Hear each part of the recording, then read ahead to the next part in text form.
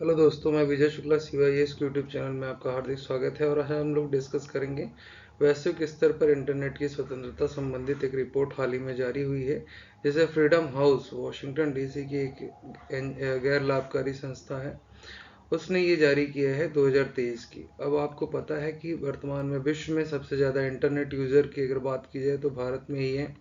तो ऐसे में अगर यूज़र हैं तो उनकी स्वतंत्रता का भी ख्याल रखना बहुत इम्पोर्टेंट है। तो ऐसे में ये रिपोर्ट इम्पोर्टेंट हो जाती है कि इंटरनेट की स्वतंत्रता की स्थिति क्या है वर्तमान में भारत में। और पिछले 13 वर्षों में इसने ये कहा है कि 13 वर्षों में पूरे विश्व में इंटरनेट की स्वतंत्रता में लगातार गिरावट दर्ज की गई है। 29 देशों में मानवाधिकार के संबंध में ऑनलाइन परिस्थिति तंत्र जो है गंभीर पाया गया है। तो जो मानवाधिकार है, मानवाधिकार में आपके भारत में फंडामेंटल राइट्स आपको दिए गए हैं। फंडामेंटल राइट्स में आर्टिकल 19 जो है वाक और अभिव्यक्ति की स्वतंत्रता है। इस वाक अभिव्यक्ति की स्वतंत्रता में 6 भाग हैं, 91A B C D E F G। ए में आपको बोलने की स्वतंत्रता, वाक और अभिव्यक्ति की स्वतंत्रता। बी में बिना हथियारों के समूह बनाने की, इकट्ठा होने की स्वतंत्रता। सी में ट्रेड यूनियंस या कोई भी यूनियन बनाने की स्वतंत्रता। डी में कहीं भी आवागमन की स्वतंत्रता। ई में कहीं भी बसने की स्वतंत्रता। और जी में कहीं भी कोई भी व्यापार करने की स्वतंत्रता आपको दी गई है। ऐसे में ये इम्पोर्टेंट हो जाता है। तो इंटरनेट की स्वतंत्रता के संबंध में इन्होंने रिपोर्ट दिया। देखिए, ये चार्ट के माध्यम से इन्होंने समझाने का प्रयास किया है। वर्तमान में सोशल मीडिया का इम्पोर्टेंस बहुत बढ़ता जा रहा है। जैसे कि बहुत सारे प्लेटफॉर्म, फेसबुक हो गया, व्हाट्सएप हो गया, इंस्टाग्राम हो गया, यूट्यूब हो गया, ट्विटर, टिकटॉक जो कि भारत में बैन है, उसके अलावा ये सब प्लेटफॉर्म्स हैं। तो ये बता रहा है कि कौन से प्लेटफॉर्म्स का उपयोग करके लोगों की गिरफ्तारी की गई है, सोशल मीडिया का पोस्ट का उपयोग करके लोगों को कन्विक्ट किया गया है। तो उससे संबंध में ये चार्ट बता रहा है। जैसे कि भारत की बात करें तो भारत में फेसबुक, ट्विटर, सॉरी, व्हाट्सएप है ना, यूट्यूब, और उसके अलावा ट्विटर के माध्यम से जो भी अगर ऐसे स्टेटमेंट दिए गए जो कि कहीं ना कहीं देश के लिए खतरा है, देश के राष्ट्रवाद के लिए खतरा है, तो ऐसे लोगों को गिरफ्तार किया गया, उनके खिलाफ एक्शन लिया गया। और आगे हम उन अधिनियमों की बात करेंगे कि जिनके तहत ये कार्य किए गए। फिर उसके अलावा इन्होंने ये कहा कि भारत में या बहुत सारे ऐसे लगभग 45 देश हैं जो स्पाईवेयर का यूज़ करते हैं। स्पाईवेयर वो टेक्नोलॉजी है जिसके माध्यम से आपके कंप्यूटर में स्पाईवेयर या किसी भी प्लेटफॉर्म के माध्यम से स्पाईवेयर इंस्टॉल कर दिया जाता है और पल पल की अपडेट मिलती रहती है कि आप क्या एक्टिविटीज़ कर रहे हैं। तो ये भी आरोप लगाया गया भारत के ऊपर। देखिए, राष्ट्रीय सुरक्षा के लिए तो इम्पोर्टेंट है कि अगर आतंकवादियों के ऊपर नज़र रखना है या कोई ऐसी गतिविधि जो राष्ट्र के लिए खतरा है या राष्ट्रीय महत्व का कोई विषय है और उसके लिए राष्ट्र में एक प्रकार से राष्ट्र के लिए अगर कोई खतरा है तो उसके ऊपर उस व्यक्ति के ऊपर स्पाईवेयर के माध्यम से ये निगरानी रखी जाए। लेकिन हर व्यक्ति के ऊपर ये निगरानी रखना या अपने पॉलिटिकल एजेंडे के लिए निगरानी रखना ये गलत है, हो जाता है। तो इससे संबंधित अगर ऐसा होता है तो ये गलत है, क्योंकि आर्टिकल 19 का वाक और अभिव्यक्ति की, फ्रीडम ऑफ स्पीच की जो फंडामेंटल राइट है उसका उल्लंघन है ये। रिपोर्ट में 2022 और 23 के बीच में इंटरनेट की स्वतंत्रता के संबंध में डेटा दिया हुआ है। विश्व भर में 88% इंटरनेट उपयोगकर्ताओं की हिस्सेदारी रखने वाले 77 देशों में इंटरनेट की स्वतंत्रता का मूल्यांकन करती है रिपोर्ट। इस रिपोर्ट में यह भी कहा गया है कि देखिए, सेंसरशिप एक तरीका है जिसके माध्यम से इंटरनेट पे प्रतिबंध लगाया जाता है। 6 प्रकार की कार्य योजनाएं अपनाई जाती है। जैसे इंटरनेट कनेक्टिविटी पे प्रतिबंध लगा दिया, सोशल मीडिया पे प्रतिबंध लगा दिया, जैसे टिकटॉक पे प्रतिबंध।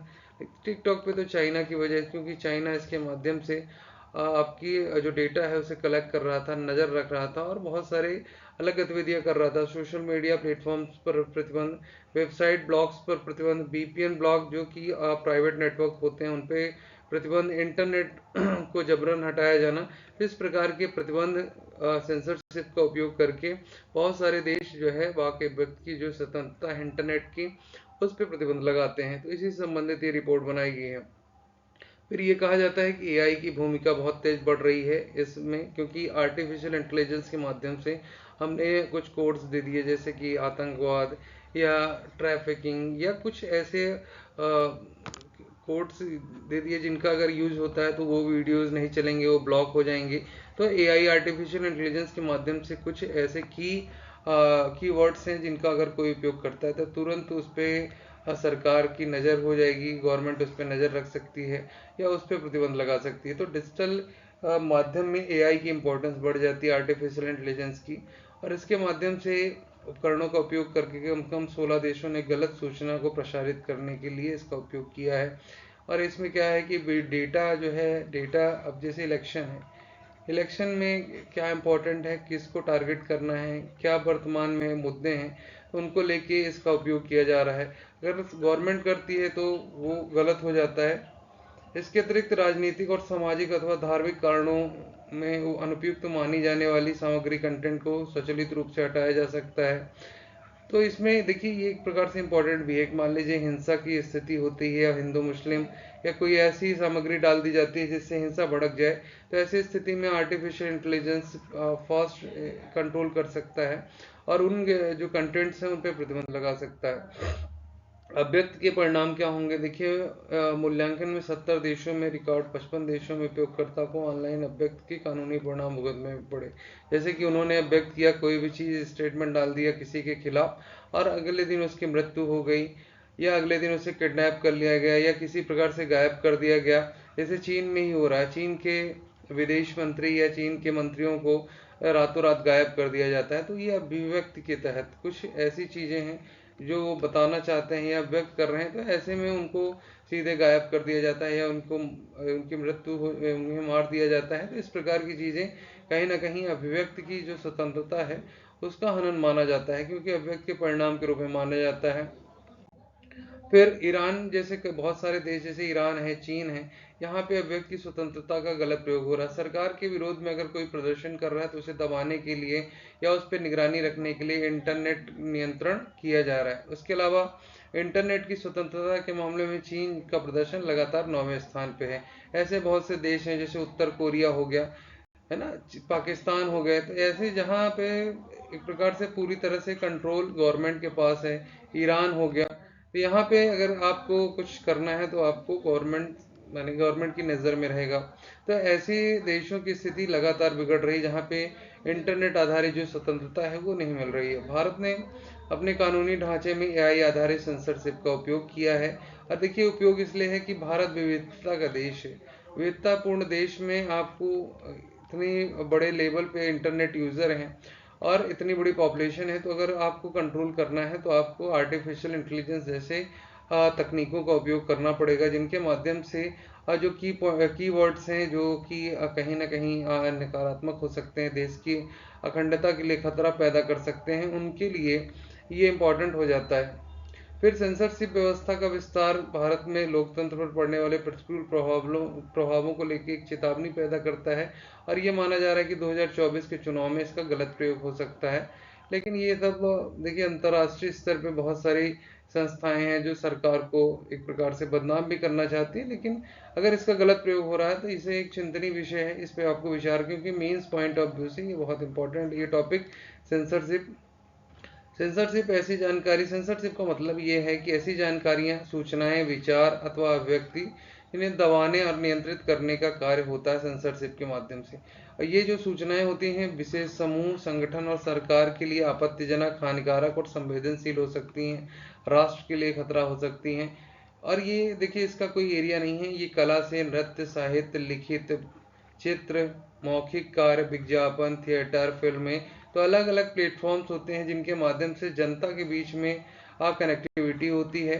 तो जनता तक वो बातें पहुंचे ना, इससे पहले ही सेंसरशिप बनाए जाते हैं, सेंसर मीडिया एक प्रकार से कंट्रोलर बनाए जाते हैं जो कंट्रोल करके रखते हैं। आगे हम उन पे बात करेंगे भारत में सेंसरशिप क्या क्या। जैसे भारत में सीआरपीसी की धारा की 95 के अनुसार यदि किसी समाचार पत्र, पुस्तक या दस्तावेज, चाहे वो कहीं भी मुद्रित हो, ऐसी कोई जानकारी शामिल हो जो राज्य सरकार, राज्य के लिए हानिकारक होती है, तो उसे तुरंत ही उस पर प्रतिबंध लगाया जा सकता है और उस व्यक्ति को दंडित किया जा सकता है। तो ये सीआरपीसी की धारा 95 भी कहती है।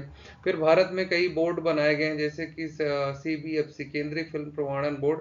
जैसे कि आप पिक्चर देखने जाते हैं तो सीबीएफसी सर्टिफाइड होता है। सीबीएफसी सर्टिफाइड मतलब कि ये छोटे बच्चों के लिए ठीक है, एलिजिबल हैं, और बड़े बच्चे देख सकते हैं, मतलब हर प्रकार के उसमें कैटेगराइज होता है।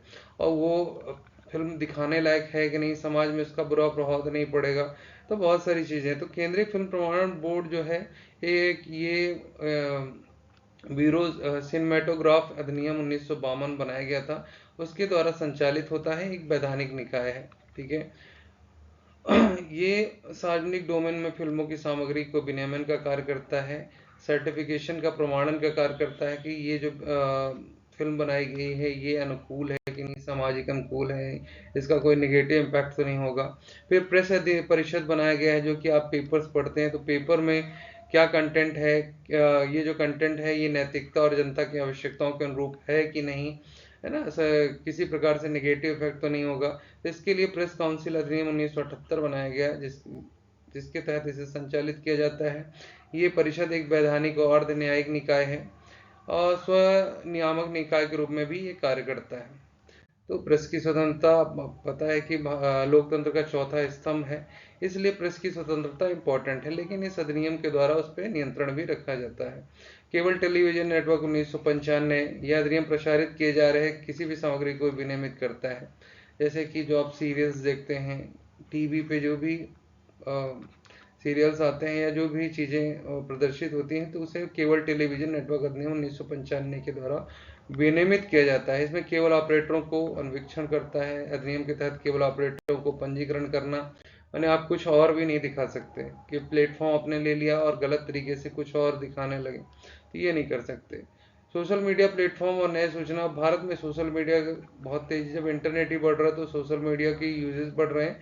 ऐसे में सोशल मीडिया प्लेटफॉर्म के लिए 2021 में एक नया सूचना प्रौद्योगिकी नियम लाया गया, जिसके माध्यम से सोशल मीडिया पे प्रत्यक्ष निगरानी और विशिष्ट विनियमन किया जा सकता है। उसके अलावा सूचना प्रौद्योगिकी अधिनियम 2000 में सोशल मीडिया के उपयोग को विनियमित करता है, जिसमें हम आर्टिकल्स कई बार डिस्कस हुआ, न्यूज़पेपर 69A, 67B, 67C, इन सब पे हमने चर्चा की है। तो इन सब के माध्यम से जो है सोशल मीडिया पे भी कंट्रोल किया जा सकता है। फिर आईटी, इंफॉर्मेशन टेक्नोलॉजी दिशा ने डिजिटल मीडिया के आधार पे, तो इसके लिए सूचना और प्रसारण मंत्रालय में संशोधन किए गए। जैसे ओटीटी प्लेटफॉर्म जो हैं, ओवर द टॉप, है ना, अमेजन, नेटफ्लिक्स, हॉटस्टार, इनके कंटेंट्स को भी कंट्रोल करने के लिए ये आईटी 2021 लाया गया। ऑडियो विजुअल कार्यक्रम, समाचार पत्रों, समसामयिक मामलों से संबंधित जो भी टॉपिक हैं, उनके लिए 2000 में ये जो अधिनियम लाया गया। तो कुछ चीज़ें तो देखिए, भारत सरकार के सूचना प्रौद्योगिकी अधिनियम 2000 और बाकी आईटी अधिनियम 2001 के तहत इन्हें कंट्रोल किया जाता है। फिर देखिए इसके सेंसरशिप के लाभ क्या हैं, क्योंकि सामाजिक सद्भावना को बनाए रख सकता है सेंसरशिप, कि समाज में असमंजस्य को बढ़ावा न देने वाले सांप्रदायिक विवाद न बढ़ने पाए। ठीक है, तो इनको पहले ही आपत्तिजनक सामग्रियों को हटा देता है। फिर राज्य की सुरक्षा सुनिश्चित करता है कि ऐसी कोई सामग्री न हो कि जिससे सामाजिक अस्थिरता पैदा हो, राष्ट्रीय सुरक्षा के लिए खतरा हो, तो ऐसी चीज़ों को कंट्रोल करता है। अवैध गतिविधि, देखिए बच्चों के लिए अनुचित जो जैसे कि अश्लील सामग्री है, यौन हिंसा है, नशीली दवाओं का उपयोग है, तो ऐसी जो जानकारियां बच्चों के लिए प्रसारित होती है, जिन्हें बच्चे बहुत जल्दी अट्रैक्ट होते हैं, तो इन पर भी कंट्रोल करना बहुत इंपॉर्टेंट है। ये सामाजिक जिम्मेदारी है। कुछ और संगठन लोगों द्वारा राष्ट्रीय अर्थव्यवस्था और राजनीति को प्रभावित करने के लिए, देखिए बहुत सारे देश हैं, जैसे मान लीजिए पाकिस्तान है या चीन है। अभी न्यूज़ क्लिक जो है उस पर आरोप लगा कि चीन से फंडिंग हो रही है। चीन के द्वारा बहुत सारे, या अमेरिका के द्वारा बहुत सारे एनजीओज हैं जो भारत के न्यूज़ चैनलों को फंडिंग करते हैं, जिनका उद्देश्य ये होता है कि भारत में अव्यवस्था, स्थिरता फैलाना, या भारत में ऐसी स्थिति पैदा करना कि कन्फ्लिक्ट कभी ख़त्म ना हो। अगर कन्फ्लिक्ट नहीं ख़त्म होगा तो हथियार बिकेंगे उनके, ठीक है, या ऐसी कोई चीज़ जो डिमांड बनाना, कि इस चीज़ की डिमांड क्रिएट करना, या बहुत सारे ऐसी चीज़ें हैं। ठीक है, जैसे कि नर्मदा बचाओ आंदोलन में ये कहा जाता था कि फॉरेन कंट्री से फंडिंग होती थी। तो ये जो समस्याएं हैं, इनके लिए भी ये इम्पोर्टेंट हो जाता है कि इन पर नियंत्रण किया जाए। अवैध गतिविधियों और इंटरनेट संबंधी अपराधों पर अंकुश लगाने में मदद के लिए, सामाजिक स्थिरता को बढ़ावा देने के लिए इम्पोर्टेंट है।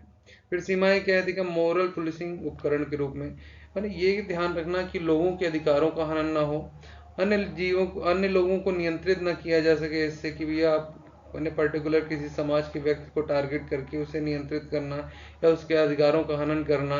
मोरल पुलिसिंग के नाम पे, तो ये नहीं होना चाहिए। तो इसकी सीमाएं हैं। नियामक संस्थाओं को प्राप्त व्यापक शक्तियों को गलत प्रयोग नहीं होना चाहिए। जैसे कि कोई भी संस्था है तो उसका गलत प्रयोग नहीं किया जाना चाहिए किसी भी सरकार के माध्यम से, तो ये भी सीमाएं हैं। फिर अभिव्यक्ति की स्वतंत्रता, संवैधानिक प्रावधान, हमने अभी बात की आर्टिकल 19 में 6 धाराएं हैं। 19 में है बोलने की, वाक की स्वतंत्रता। फिर 2 में है कहीं भी शांतिपूर्वक बिना हथियार के इकट्ठा होने की स्वतंत्रता। फिर ग्रुप बनाने की स्वतंत्रता, समूह बनाने की, जैसे कि ट्रेड यूनियंस हैं। फिर कहीं भी जाने की स्वतंत्रता, कहीं भी बसने की स्वतंत्रता, कहीं भी व्यापार करने की स्वतंत्रता, कोई भी, ये 6 स्वतंत्रताएं हैं जो कि आर्टिकल 19 के हैं फ्रीडम ऑफ स्पीच में। तो ऐसे में अगर भारत सरकार फंडामेंटल राइट्स राज्य के खिलाफ देती है तो भारत विविधताओं वाला देश है, ऐसे में जो सेंसरशिप है तो भारतीय नागरिकों के लिए एक प्रकार से उनकी गारंटीकृत अभिव्यक्ति जो है उसका हमें ध्यान रखना होगा। ये सीमाएं हैं। आगे की राय ये है कि डिजिटल संचार जो लगातार बढ़ रहा है, सूचनाओं तक लोगों की पहुंच बढ़ रही है, ऐसे में इन्हें कंट्रोल कर पाना, सोशल मीडिया प्लेटफॉर्म्स जो है लगातार बढ़ रहे हैं, तो इन्हें कंट्रोल करना भी बहुत इंपॉर्टेंट हो जाता है। और अभिव्यक्ति, देखिए 2 चीजें हैं, आपको इन्हें कंट्रोल भी करना है, राष्ट्र की एकता अखंडता को भी बनाए रखना है, और अभिव्यक्ति की स्वतंत्रता का भी हनन न होने पाए उसका भी ध्यान देना है। तो ये दोनों चीज़ें इंपॉर्टेंट हैं, तो दोनों को ध्यान रखते हुए हमें इस पे बात करनी चाहिए। और एआई का पर्याप्त उपयोग होना चाहिए विनियमन में, क्योंकि फास्ट है, क्योंकि हर व्यक्ति नज़र नहीं रख सकता है कि हर एक वीडियोस पे, लेकिन एआई के माध्यम से कंटेंट्स पे नज़र रखा जा सकता है, और जो भी पब्लिश हो रहा है उन सब पे, कंटेंट, पूरे कंटेंट्स पे, वीडियो ऑडियो सभी पे नज़र रखी जा सकती है। तो ये इससे फ़ायदे हो सकते हैं। चलिए, अगर वीडियो पसंद आया तो लाइक शेयर करिए। बाकी ये जो टॉपिक है आपके मेंस पॉइंट ऑफ व्यू से, आर्टिकल 19 अभिव्यक्ति की स्वतंत्रता और वर्तमान में सोशल मीडिया का महत्व, सोशल मीडिया पे नियंत्रण, समाज के लिए सोशल मीडिया का पॉजिटिव और निगेटिव आयाम, की सकारात्मक भी है और नकारात्मक भी है, इन दोनों पे नियंत्रण कैसे स्थापित करे सरकार, और सरकार को देखिए राष्ट्रवाद को भी बनाए रखना है, यूनिटी, एकता अखंडता को भी बनाए रखना है। तो ऐसे में सभी कुछ इम्पोर्टेंट हो जाता है। तो किसी भी देखिए ऐसे रिपोर्ट्स तो आती रहती हैं कि सरकार ने ये किया ऐसा किया, लेकिन हमें भी ध्यान देना है। हमें सरकार के विपक्ष में देखिए लिखना नहीं है, हमें हमेशा सरकार की पॉजिटिविटी को फाइंड आउट करना, उन्हें देखना है और उसके हिसाब से अपने आंसर्स को लिखने का प्रयास करना है। ठीक है, क्योंकि गवर्नमेंट जो है अधिकतर प्रयास करती है कि जो चारों स्तंभ है उनका ध्यान रखा जाए, फिर लोकतंत्र को बनाए रखा जाए। ठीक है, तो लोकतंत्र इम्पोर्टेंट है, कॉन्स्टिट्यूशन इम्पोर्टेंट है, न्यायपालिका है भारत में। तो हर एक चीज़ को देखते हुए भारत में ये चीज़ें संभव नहीं है, और वर्तमान ऐसी स्थिति है कि हम पूरी तरह से तैयार नहीं हैं सोशल मीडिया प्लेटफॉर्म का यूज़ करने के लिए या उन्हें ऑपरेट किया नियंत्रित करने के लिए। तो इसलिए अभी कुछ समस्याएं हैं, धीरे धीरे चीज़ें ठीक हो सकती हैं क्योंकि सरकार लगातार नियमन कर रही है।